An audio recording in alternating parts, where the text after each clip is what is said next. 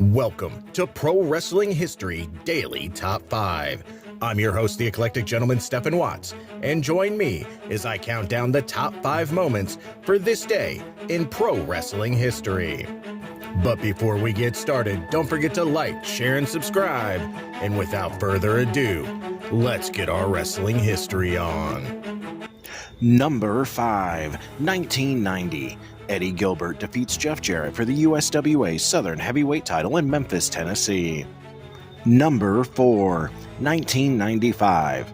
The Giant defeats WCW World Heavyweight Champion Hulk Hogan via DQ when the Yeti, Ron Reese dressed as a mummy, came in and helped beat down Hogan.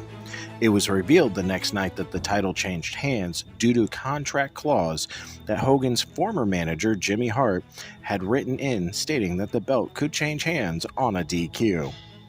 Number 3, 1966. Mark Lewin defeats Lou Thesz for the WWA World Heavyweight title in Los Angeles, California. Number 2, 1988. The Road Warriors defeat the Midnight Express, Bobby Eaton and Stan Lane, for the NWA World Tag Team titles in New Orleans, Louisiana. The Warriors had just turned heel by beating up Sting following a 6-man tag team match 2 nights earlier. Incredibly, this marks the one and only time Hawk and Animal would hold the NWA World Tag Team titles. Number 1, 1949. Mr. Wonderful Paul Orndorff is born. Best known for his appearances in the WWF and WCW. After 7 years working around the National Wrestling Alliance territories, Orndorff became a huge star in the 1980s WWF wrestling boom, and featured with manager Bobby Heenan and champion Hulk Hogan extensively, including the main events of the first WrestleMania and Survivor Series.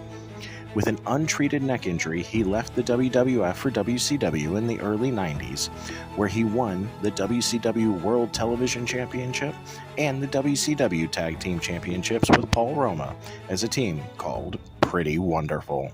And that's our list. Make sure to comment below what you feel was the number 1 moment for this day in pro wrestling history.